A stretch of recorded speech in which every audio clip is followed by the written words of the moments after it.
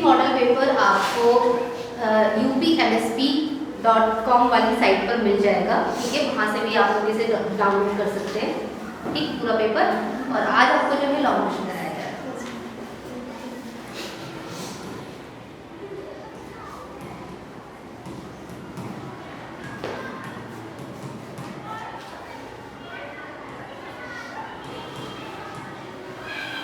5 वर्ष बाद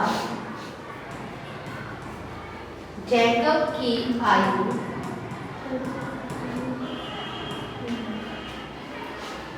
उसके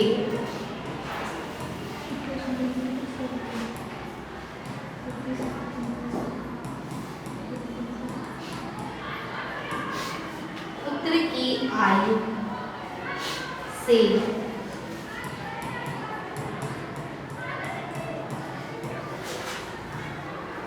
3 गुनी हो जाएगी।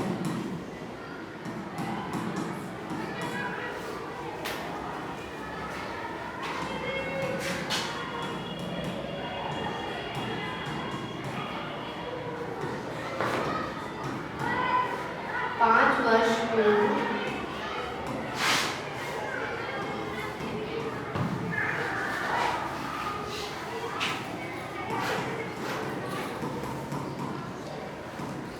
जैकब की आयु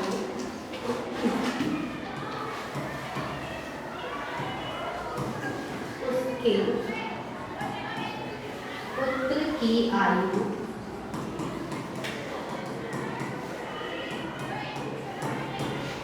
से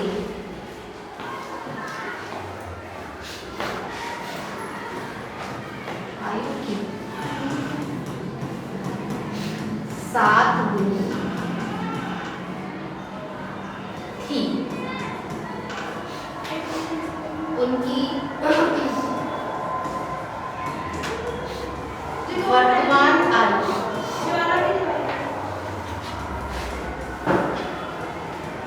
क्या है?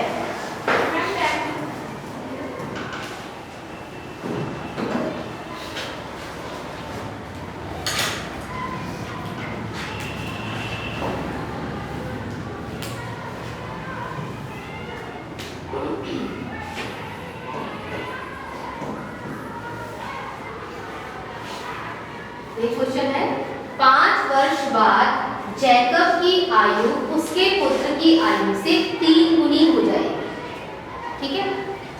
मतलब इस समय हम मान लेते हैं कि जैकब की आयु x वर्ष है और उसके पुत्र की आयु y वर्ष है। तो 5 वर्ष के बाद क्या होगा कि जैकब की आयु उसके पुत्र की आयु से 3 गुनी हो जाएगी, ठीक। लेकिन 5 वर्ष बाद तो पहले तो निकालेंगे कि 5 साल के बाद उनकी आयु क्या होगी। जैसे जैकब की आयु x + 5 हो जाएगी, 5 साल जोड़ दो, और उसके पुत्र की आयु y + 5 हो जाएगी। फिर हम इस पहले वाले सेंटेंस से समीकरण बनाएंगे, ठीक है। तो लिखते हैं, माना हमें वर्तमान आयु निकालनी है दोनों की, तो हम दूरी को मान लेंगे कि माना वर्तमान आयु जैकब की x वर्ष और उसके पुत्र की y वर्ष। माना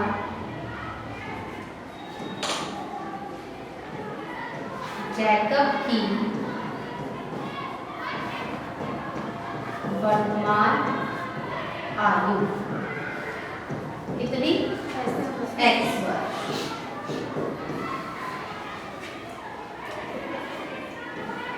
पुत्र की वर्तमान आयु कितनी? y, ठीक है। अब पहले सेंटेंस के अकॉर्डिंग 5 साल बाद क्या लिखेंगे? 5 वर्ष बाद, 5 साल के बाद जैकब की आयु बराबर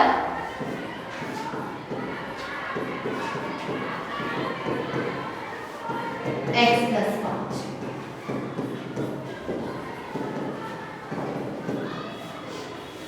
और पुत्र की आयु बराबर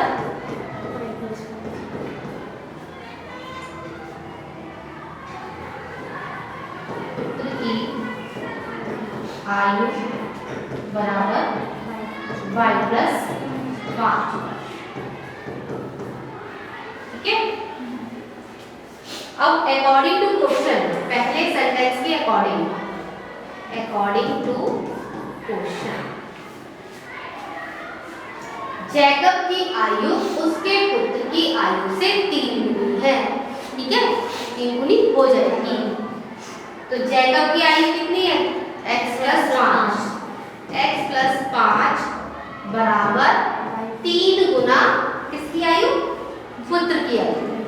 3 गुना पुत्र की आयु कितनी है? y plus 5। ठीक है, ये है y प्लस 5 पुत्र की आयु, और x प्लस 5 क्या है? जैकब की आयु। ठीक है, तो जैकब की आयु बराबर 3 गुना पुत्र की आयु। क्लियर? तो इससे हमारी समीकरण बन के आएगी, इसको सॉल्व कर लेते हैं। x प्लस 5 बराबर 3 की गुणा अंदर कर देंगे, 3y प्लस 15। अब x और y एक तरफ ले आएंगे, x माइनस 3y बराबर 15 माइनस 5, तो x माइनस 3y बराबर 10। ये आ गई हमारी पहली समीकरण। ठीक है, अब नेक्स्ट सेंटेंस पढ़ते हैं क्वेश्चन में। 5 वर्ष पूर्व, 5 साल पहले, अभी क्या है? आयु x और y, तो 5 साल पहले क्या होगी? x minus 5 y minus 5। ठीक है, तो यही चीज लिखेंगे कि 5 वर्ष पहले जैकब की आयु लिखेंगे और उसके पुत्र की आयु लिखेंगे। फिर क्या कहा है कि 5 साल पहले जैकब की आयु उसकी पुत्र की आयु से कितनी थी? 7 गुना। ठीक, पढ़ते हैं नेक्स्ट पेज पर। 5 वर्ष पूर्व जैकब की आयु बराबर x माइनस 5,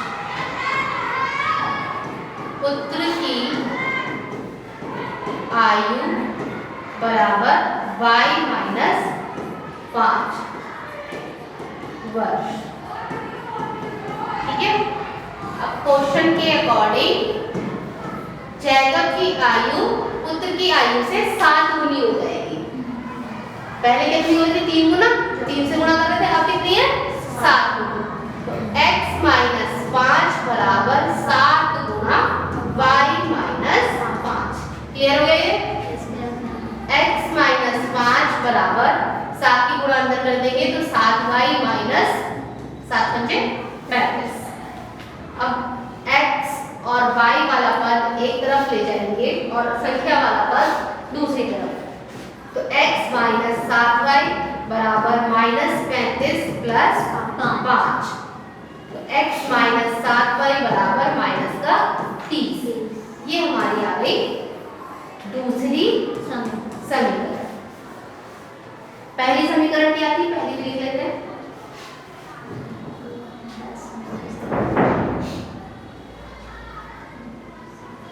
पहली थी x माइनस 3y बराबर 10, को भी लिख लेते हैं नेक्स्ट पेज।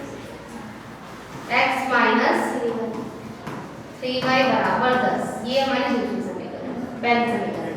ठीक है, अब इन दोनों को हल करने पर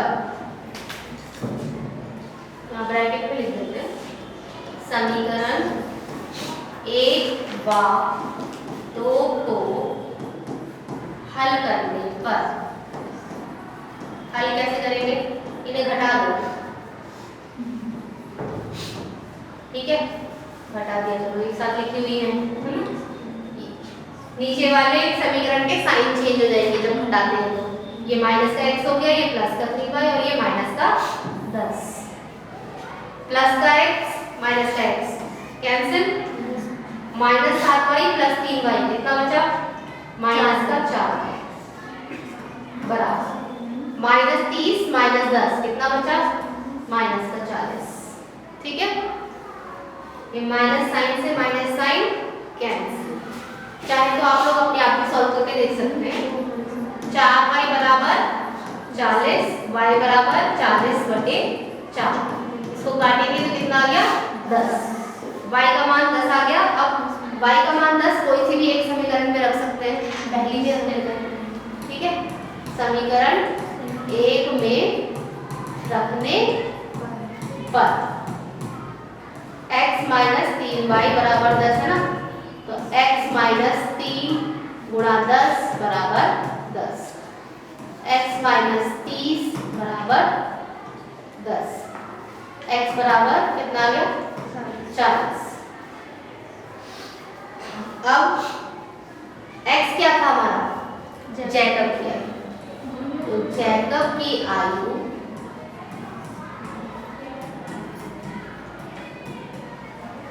बराबर x बराबर 40 वर्ष। पुत्र की आयु बराबर y बराबर 10 वर्ष, ठीक है। आंसर, अब ये आंसर हम चेक करके भी देख सकते हैं कि ये ठीक आया है कि नहीं। हम क्वेश्चन जो था हमारा उसी को देख लेते हैं। क्वेश्चन था हमारा कि 5 साल पहले जैकब की आयु पुत्र की आयु से 3 गुनी हो जाएगी 5 साल बाद, और 5 साल पहले कितनी हो जाएगी 7 गुनी। चेक करके देख लेते हैं। 5 साल बाद, इसमें 5 जोड़ दो, 40 में 5 जोड़ दो 45, इसमें 5 जोड़ दो 15 और 45, 15 45 का 3, 45 15 का 3 गुना है। अगर 15 को 3 से गुणा कर दे तो 45 आ जाता है ना, तो इसका मतलब पहला सेंटेंस तो ठीक है, ठीक। उसके बाद दूसरा 5 साल पहले, 5 साल पूर्व, इसमें से 5 घटा दो 35, इसमें से 5 घटा दो 5, 5 और 35 बना। जो है 5 साल पहले जैकब की आयु 7 गुनी हो रही है ना, 5 7 ये 7 गुनी हो रही है, 3 गुनी हो रही है, ठीक है। तो इसका मतलब हमारे जो आंसर आए हैं दोनों वो सही है, क्लियर। ऐसे आप चेक भी कर सकते हैं एग्जाम। नेक्स्ट क्वेश्चन,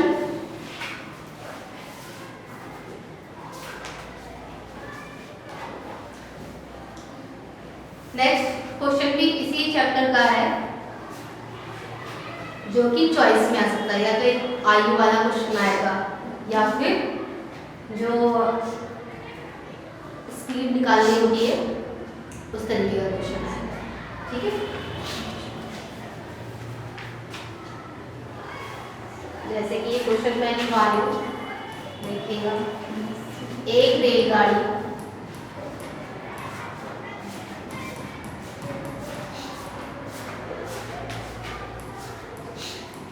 480 किलोमीटर प्रति घंटा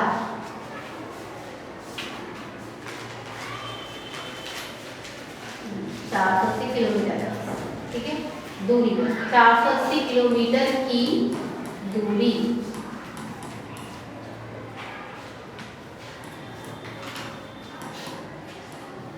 समान चाल से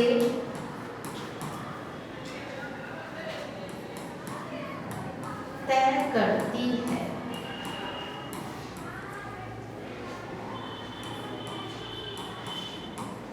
यदि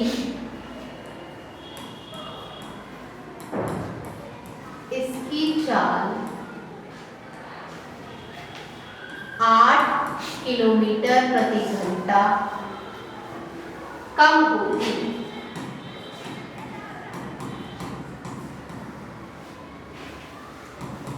तो वह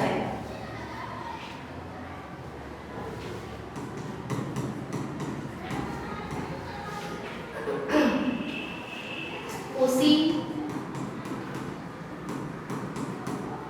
दूरी को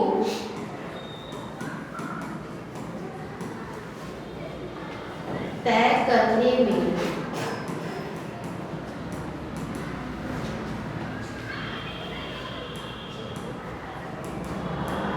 3 घंटे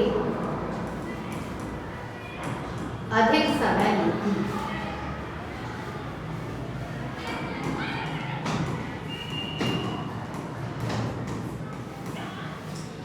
रेलगाड़ी की चाल बता दीजिए।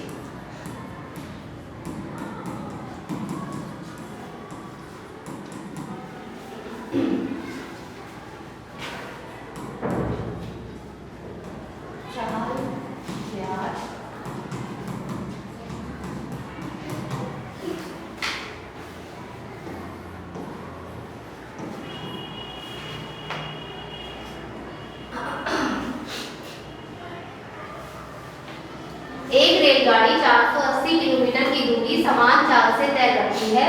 यदि इसकी चाल 8 किलोमीटर प्रति घंटा कम होती तो वह उसी दूरी को तय करने में 3 घंटे अधिक समय लेती। रेलगाड़ी की चाल याद कीजिए, जो हमें ज्ञात करना है चाल, उसको हम मान लेंगे कि माना उस रेलगाड़ी किसी चाल से तो चली रही होगी, माना रेलगाड़ी की चाल थी x किलोमीटर प्रति घंटा। माना रेलगाड़ी की चाल बराबर x किलोमीटर प्रति घंटा, किलोमीटर पर आवर, और दूरी कितनी है 480 किलोमीटर।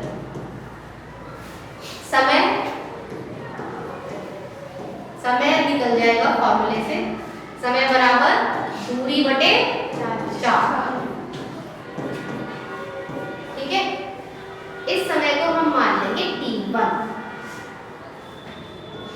t1 बराबर 480 बटा x, क्योंकि चाल हमारी है x और दूरी है हमारी 480, तो टाइम कितना लगा 480 बटे x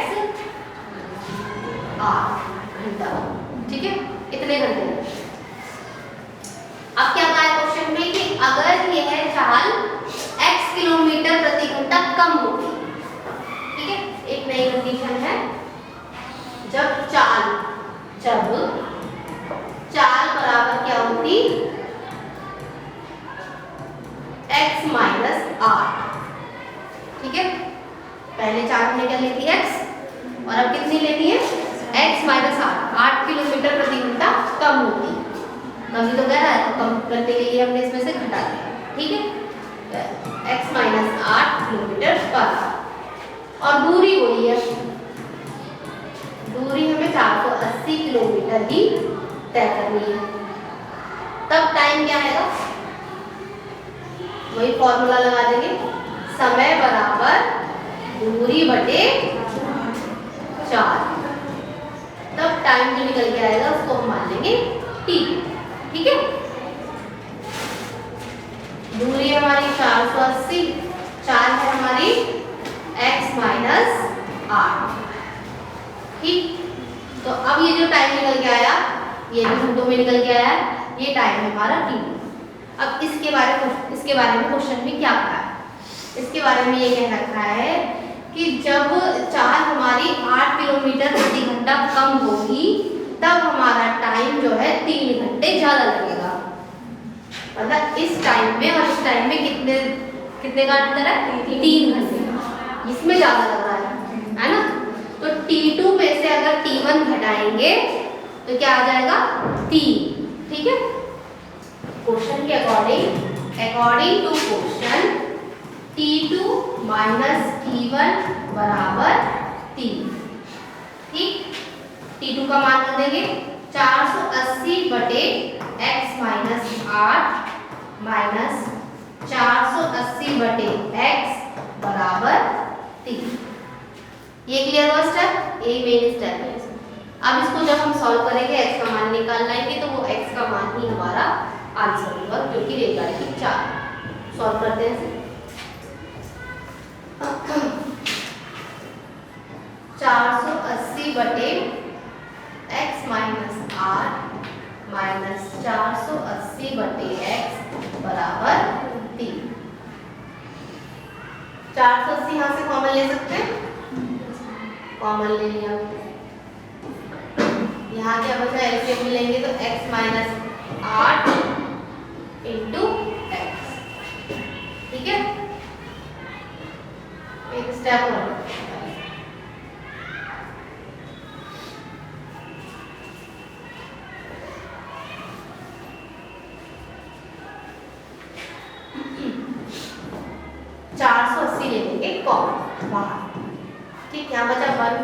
बटे x माइनस 8 और यहाँ बचा 1 बटा x।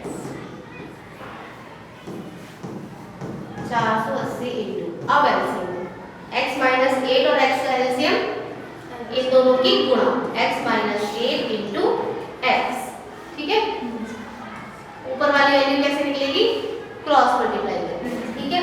x की गुणा इससे हो जाएगी तो यहाँ गया x माइनस 1 की गुणा x माइनस 8 से होगी तो क्या आ जाएगा, x माइनस 8 क्या आ जाएगा, उसको ब्रैकेट में लिखना आप लोग, क्योंकि नेक्स्ट स्टेप में माइनस साइन के अंदर मल्टीप्लाई होगी और साइन चेंज हो जाएंगे, इज इक्वल टू 3।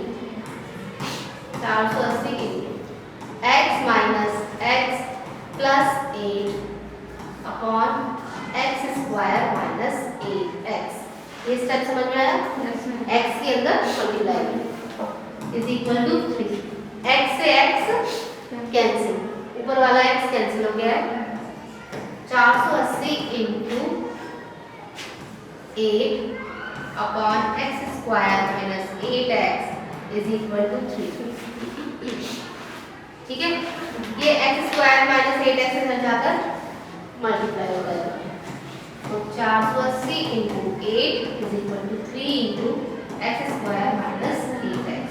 ये 3 को इधर ब्रैकेट में ले आते हैं, क्योंकि ये 480 जो है 3 से कट जाएगा,